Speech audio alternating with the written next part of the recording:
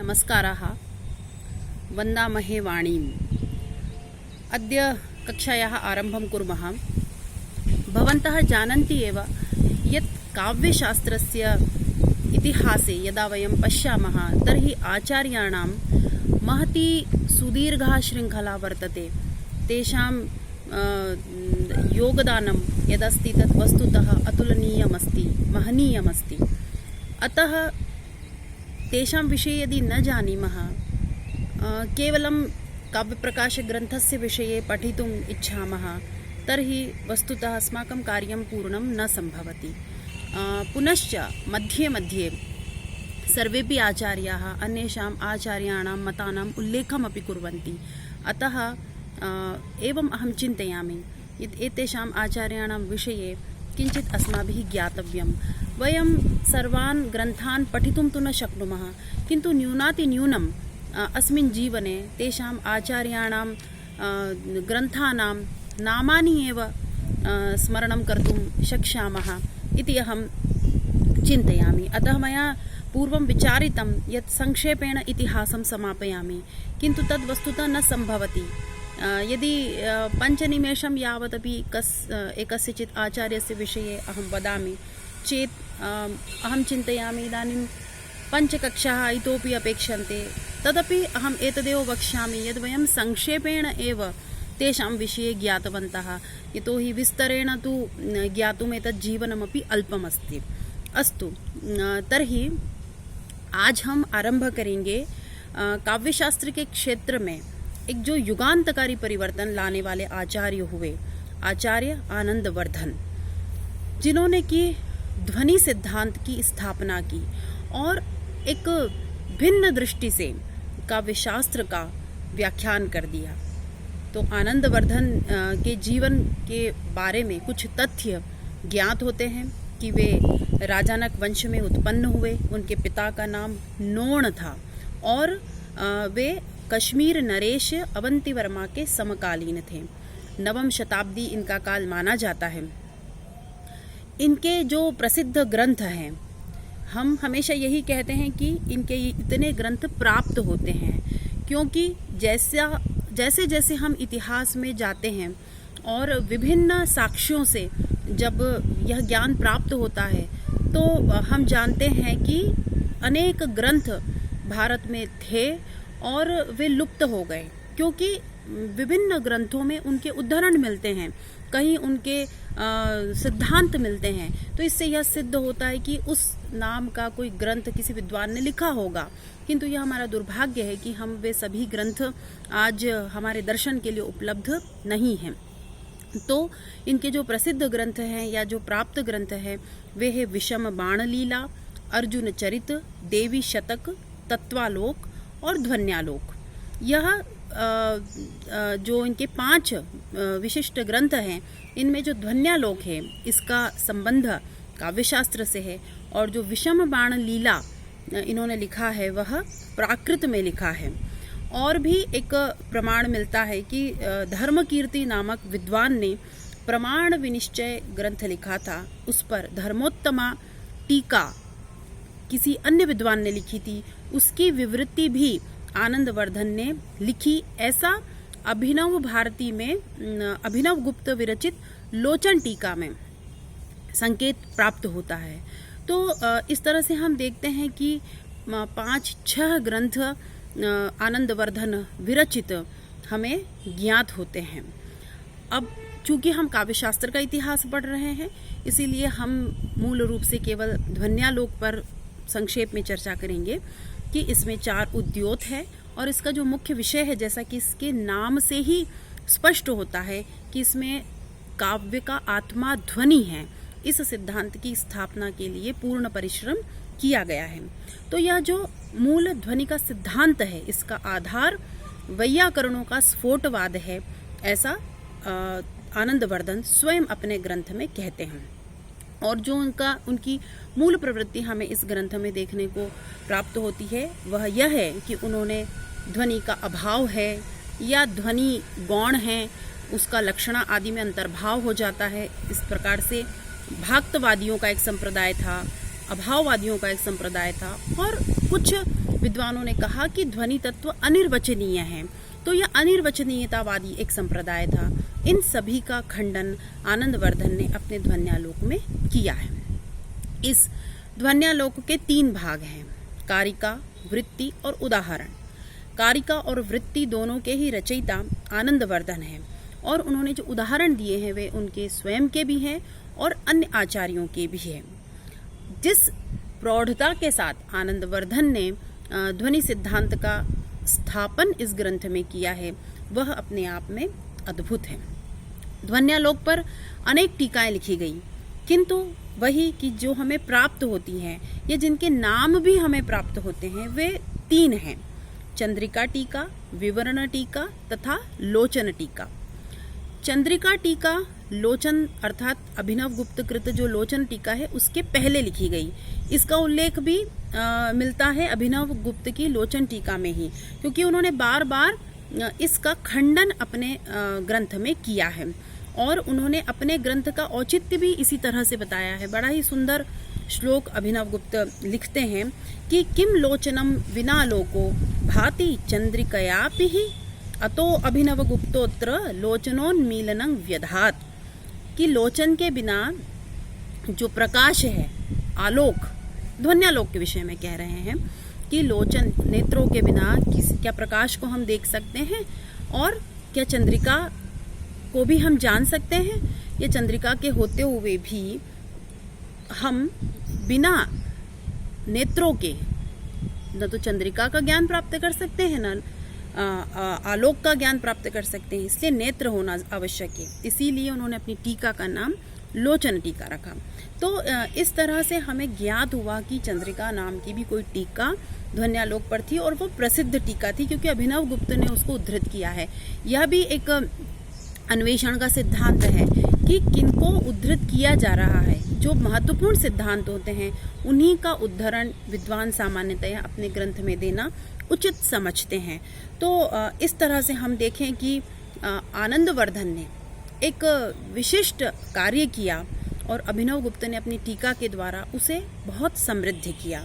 केवल जो परवर्ती आचार्य हुए उनमें हम देखते हैं कि जिनको जो न्याय शास्त्र के, मीमांसा शास्त्र के ज्ञाता थे, जैसे कि कुंतक, महिम भट्ट, धनंजय, धनिक आदि, इन्होंने व्यंजना या ध्वनि तत्व का विरोध अवश्य किया पर वे उसमें पूर्णतः सफल नहीं हो पाए।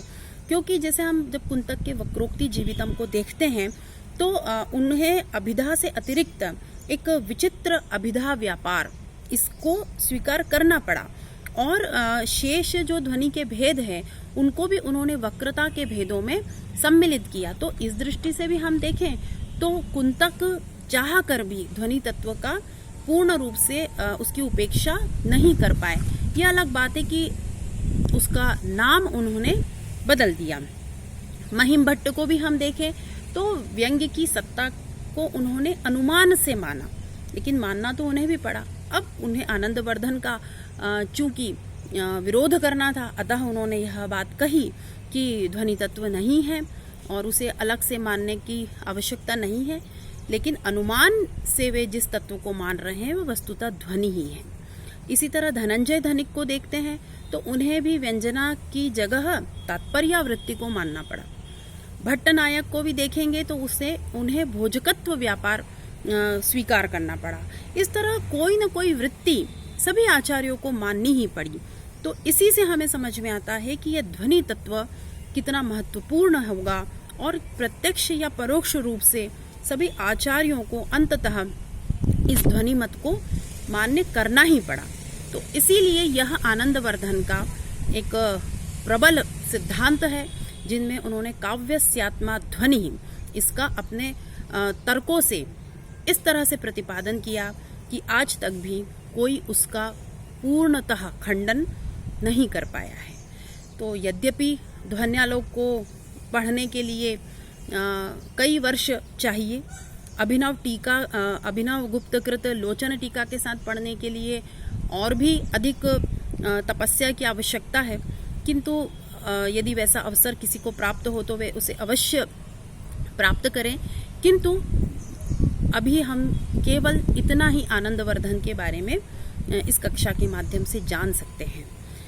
तो आनंदवर्धन के बारे में बात को यहीं रोकते हुए अब हम थोड़ी सी चर्चा अभिनव गुप्त के बारे में करेंगे कि अभिनव गुप्त की प्रसिद्धि उनके स्वयं के ग्रंथों से तो थी ही, किंतु जो 2 कार्य उनके अति महत्वपूर्ण माने जाते हैं वे है नाट्यशास्त्र की टीका अभिनव भारती और ध्वन्यालोक की टीका लोचन।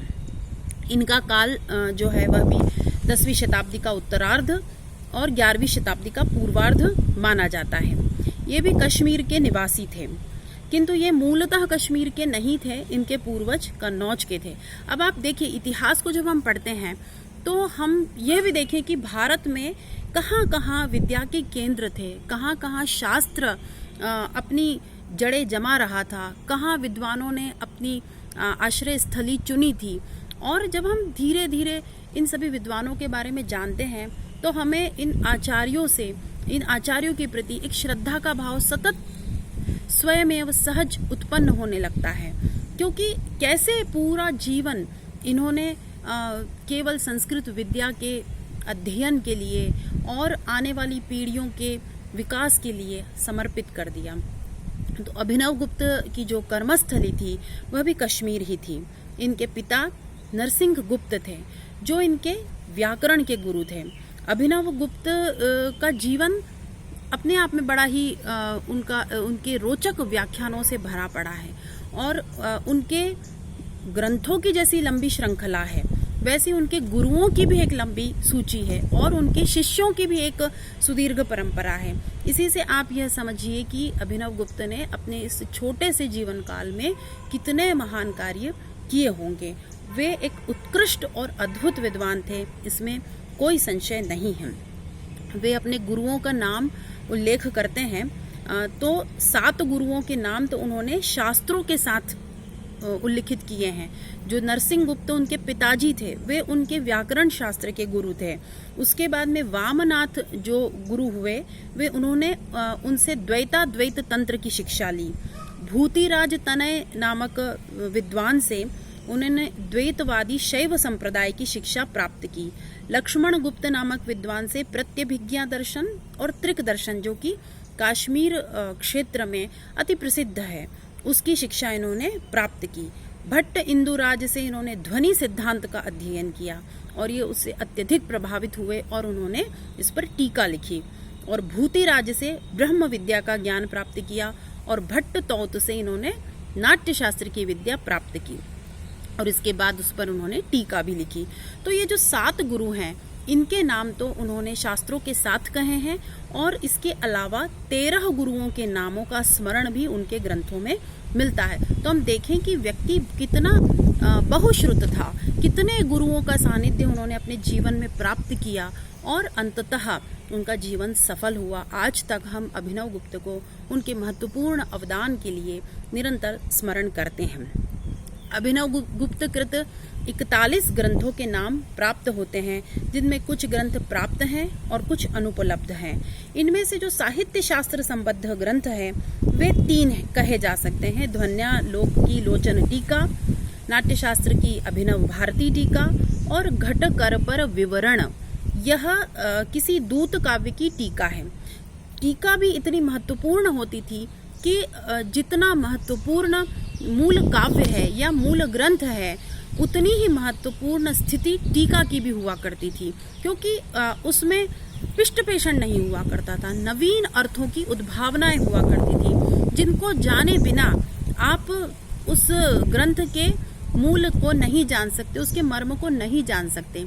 जैसे कि यदि कालिदास को हम पूर्णतः जानना चाहते हैं तो बिना मल्लिनाथ के हम उस मर्म को नहीं जान सकते। तो वैसी ही महत्वपूर्ण टीकाओं की रचना अभिनव गुप्त ने की और इनके जो शेष ग्रंथ थे वे शैव दर्शन से प्रभावित थे और उसी दर्शन के ये अनुयायी भी थे। और इनके जीवन के बारे में कहा जाता है कि इनकी माता की मृत्यु हुई और कुछ वर्षों बाद पिता का भी देहावसान हो गया और माता की मृत्यु के बाद पिता का वैराग्य देखकर अंततः यह भी एक विरक्त की तरह ही जीवन जीते रहे और पूर्ण जीवन ब्रह्मचर्य का पालन करते हुए ये शिव भक्ति में लीन हो गए। और कहाँ ये एक समय साहित्य शास्त्र के ग्रंथों की विवेचना व्याख्या कर रहे थे, किंतु अपने अंतिम काल में इन्होंने शैव दर्शन की ही गहन साधना की और उन्हीं ग्रंथों का प्रणयन किया। और यह माना जाता है कि जो कश्मीर में श्रीनगर और गुलमर्ग के बीच में एक मगम नामक स्थान है, वहाँ भैरव गुफा है, उसी में इन्होंने अपनी अंतिम समाधि ली। तो ऐसे अद्भुत आचार्यों से, अद्भुत विद्वानों से, मेधावियों से, मनीषियों से हमारे भारत की हर विद्या का इतिहास भरा पड़ा है। तो कम से कम हम उस इतिहास को पढ़ रहे हैं, यही मुझे लगता है कि हमारी उनके प्रति एक आदरांजलि है। तो चलिए अब हम एक दो विद्वानों के विषय में और जानेंगे। तो इनके बाद कालक्रम की दृष्टि से हम देखें तो राजशेखर का क्रम है, जो कि 10वीं शताब्दी के आरंभ में हुए और लगभग समकालीन हम कह सकते हैं। ये विदर्भ के निवासी थे। तो जैसे मैंने कहा, विद्या का केंद्र देखिए आप, महाराष्ट्र, कश्मीर, दंडी की हमने बात करी थी, वे दक्षिण और उज्जैनी, इस तरह के कुछ केंद्र बने हुए थे। तो यह भी हमारे लिए ज्ञातव्य है। ये जो राजशेखर हुए ये विदर्भ में हुए और इनके वंशज भी प्रसिद्ध कवि थे। महाराष्ट्र के प्रसिद्ध कवि अकाल जलद इनके पितामह थे और इनके पिता का नाम था दुर्दुख तथा इनकी माता शीलवती थी। इनकी पत्नी अवंती सुंदरी, वह स्वयं साहित्य शास्त्र की विदुषी थी और उनके मतों का काव्य मीमांसा में यत्र तत्र उल्लेख करते हैं राजशेखर। तो आप देखिए कि पूरा वंश किस तरह से साहित्य शास्त्र को समर्पित था, काव्य की साधना में लीन था। कर्पूर मंजरी की रचना जो राजशेखर ने की, उसमें वे स्वयं उल्लेख करते हैं कि अपनी पत्नी के मनोरंजन के लिए उन्होंने यह सट्टक रचा है। तो एक इनका ये जीवन का एक विशिष्ट तथ्य था। राजशेखर स्वयं को यायावरीय कहते थे। यायावर शब्द का अर्थ होता है पुनः पुनः अतिशयेन याति इति यायावरः, जो निरंतर चलता रहे। तो इनका वंश यायावर कहलाता था और ये इसीलिए हो सकता है कि भ्रमण करते रहें या निरंतर जो विकास को प्राप्त करता है, यह भी उसमें अर्थ है निहित। इनका कार्यक्षेत्र इन्होंने कन्नौज को बनाया। तो जो कन्नौज के प्रतिहार वंशीय राजा थे महेंद्रपाल और महीपाल, वे दोनों इनके शिष्य थे और इन्होंने वहीं रह करके अपने विभिन्न ग्रंथों की रचना की। इनके महत्वपूर्ण ग्रंथों में 4 नाटक या रूपक प्राप्त होते हैं: बाल रामायण, बाल भारत, विद्धशाल भंजिका और कर्पूर मंजरी। कर्पूर मंजरी प्राकृत भाषा में लिखा हुआ एक सट्टक है, जो कि अपने आप में एक विशेष स्थान काव्य में रखता है। और इनका जो 5वां ग्रंथ है वह है काव्य मीमांसा, जो कि वस्तुतः काव्यशास्त्र का एक कह सकते हैं कि सबसे विलक्षण ग्रंथ है, क्योंकि इसके पूर्व में जो काव्यशास्त्र के ग्रंथ लिखे गए उनमें जिस तरह की विवेचन पद्धति और तत्वों की व्याख्या प्राप्त होती है, उनसे अनेक नवीन उद्भावनाएं इसमें राजशेखर ने की और इसीलिए विद्वानों ने कहा कि ये कवि शिक्षा संप्रदाय के प्रवर्तक हैं। तो इस दृष्टि से एक नया संप्रदाय इनके नाम से जाना जाता है और काव्य मीमांसा ग्रंथ को कहते हैं कि यह कवि को मार्गदर्शन करने के लिए एक विश्वकोश के समान है। तो यह एक बड़ा ही अद्भुत ग्रंथ है, इसको आप अवश्य समय निकाल करके कभी न कभी पढ़िएगा। इस काव्य मीमांसा में 18 अधिकरण थे, लेकिन यत् बारंबारं वयं वदामः अस्माकं दुर्भाग्यं न लभ्यन्ते, केवलं प्रथमः अधिकरणः उपलभ्यते, तस्य नाम वर्तते कविरहस्यम् इति। तस्मिन्नेव अधिकरणे 18 अध्यायाः सन्ति, शिष्टाः 17 अधिकरणाः तु अद्यावधौ न लभ्यन्ते। तो हम देखते हैं कि बड़ा ही एक अंदर से थोड़ा दुख होता है कि जब एक अधिकरण में कही हुई बातों में इतनी नई नई बातें राजशेखर ने की है, तो यदि वे 18 अधिकरण हमें प्राप्त हो जाते तो न जाने कितने नवीन तत्वों से हम परिचय प्राप्त कर सकते। स्वस्य विषये राजशेखरेण एका उक्तिः लिखिता केनचित् देवज्ञेन प्रोक्ता यत् बभूव वल्मीकभवः कविः पुरा ततः प्रपेदे भुवि भर्तृमेण्ठताम् स्थितः पुनर्यो भवभूतिरेखया सवर्तते संप्रति राजशेखरः। अर्थात जो पहले वाल्मीकि थे, दूसरे जन्म में वे भर्तृमेंठ हुए, तीसरे जन्म में उन्होंने भवभूति के रूप में जन्म प्राप्त किया और चौथे जन्म में जो हैं वे राजशेखर हैं। अर्थात इनका कहना था कि किसी ज्योतिषी ने ये भविष्यवाणी की कि मेरे पूर्व जन्म का इतिहास ये है। तो उन्होंने स्वयं ये बात कही कि मैं कई जन्मों के संस्कार से अपनी बात कह रहा हूँ। और वैसे भी ये सभी अद्भुत मेधाएं थी जिन्हें कि हम केवल आज प्रणाम ही कर सकते हैं। तो इस तरह से राजशेखर का परिचय हमने प्राप्त किया। अग्रे वयं जानीमः मुकुलभट्टस्य विषये। मुकुलभट्टस्य समयः अपि नवम-दशम-शताब्दी एव कथ्यते। तस्य जन्म अपि कश्मीर प्रदेशे एव अभवत्। कश्मीर की भूमि उर्वरा भूमि रही। मम्मटाचार्य भी वहीं हुए, उद्भट, रुद्रट और अन्य कई आचार्यों की एक सुदीर्घ परंपरा हमें वहाँ प्राप्त होती है। मुकुल भट्ट कल्लट के पुत्र थे, ऐसा इन्होंने स्वयं उल्लेख किया है। और जो प्रतिहारेंदु राज एक और जो विद्वान हुए जिन्होंने की महत्वपूर्ण टीकाएं लिखी, वे इनके शिष्य थे। अर्थात मुकुल भट्ट प्रतिहारेंदु राज के गुरु थे। मुकुल भट्ट के बारे में प्रसिद्ध है कि ये पदवाक्य प्रमाणज्ञ थे। मीमांसा शास्त्र, न्याय शास्त्र और व्याकरण शास्त्र, इन तीनों शास्त्रों में ये उद्भट विद्वान के रूप में प्रसिद्ध थे और इसके साथ साथ वे साहित्य शास्त्र के भी ज्ञाता थे। अब आप ये सोचिए कि इनका एकमात्र लघुकाय ग्रंथ हमें प्राप्त होता है जिसका नाम है अभिधावृत्ति मातृका। और आप आश्चर्य करेंगे, इसमें केवल 15 कारिकाएं हैं और उस पर वृत्ति है। वह वृत्ति भी मुकुल भट्ट ने लिखी है। केवल एक छोटे से ग्रंथ के लेखन से यदि कोई व्यक्ति काव्यशास्त्र के जगत में इतनी प्रतिष्ठा को प्राप्त करे, तो आप सोचिए उनका चिंतन किस तरह का रहा होगा, किस श्रेणी का चिंतन वे करते रहे होंगे। तो इस अभिधावृत्ति मातृका ग्रंथ की महती प्रतिष्ठा काव्यशास्त्र के इतिहास में है। ये चूंकि एक मीमांसक थे, इसलिए इन्होंने व्यंजनावृत्ति को नहीं माना।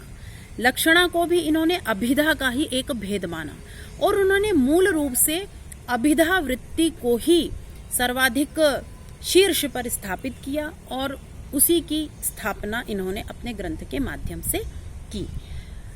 मम्मटाचार्य ने भी जब शब्द शक्तियों का विवेचन किया तो मुकुल भट्ट की अभिधा वृत्ति मातृका को जब हम देखेंगे तो हमें पूर्ण रूप से स्पष्ट हो जाता है कि मुकुल भट्ट की अभिधा वृत्ति मातृका को पढ़ने के बाद ही मम्मटाचार्य ने अपने ग्रंथ में शब्द शक्तियों का विवेचन किया है। तो इस तरह से यह भी अति महत्वपूर्ण आचार्य थे। ये श्रृंखला बहुत बड़ी है और आज मुझे लगता है कि हमने पर्याप्त श्रवण किया है। यह कक्षा मुझे लगता है अभी 4 से 5 दिन और चलेगी, जिसमें हम इतिहास को जान पाएंगे, क्योंकि आप फिर कभी इस इतिहास को इतने विस्तार से, या विस्तार से भी मैं नहीं कहूँगी क्योंकि मैं बहुत विस्तार से नहीं बता पा रही हूँ, उसमें तो बहुत ज़्यादा समय चाहिए। एक एक आचार्य पे बात करने के लिए यदि हम एक कक्षा को भी माने तब भी वो कम ही होगा, क्योंकि 25 से 30 मिनट में हम बहुत ज़्यादा उनके ग्रंथों पर चर्चा नहीं कर सकते। केवल उनके ग्रंथों के नाम का ही हम श्रवण कर रहे हैं और उनके मूल सिद्धांत को हम जान रहे हैं। तो लगभग हम आगामी 5 कक्षाओं में और भी इन आचार्यों का के बारे में हम जानेंगे। भवन्तः सर्वेपि एतेषां ग्रन्थानां सम्यक्तया स्मरणं कुर्वन्तु। पुनश्च एतेषां ये महत्वपूर्ण सिद्धान्ताः सन्ति, ते सिद्धान्ताः विभिन्नासु परीक्षासु पृच्छन्ति एव। अतः तेषां सिद्धान्तानां स्मरणं भवतु, पुनश्च तेषां किञ्चित् ज्ञानं भवतु यत् तस्मिन् सिद्धान्ते किं विशिष्टं तत्त्वं तैः उक्तमस्ति। तर्हि अद्य कक्षायाः समापनं कुर्मः। श्वः पुनः मिलामः। धन्यवादः।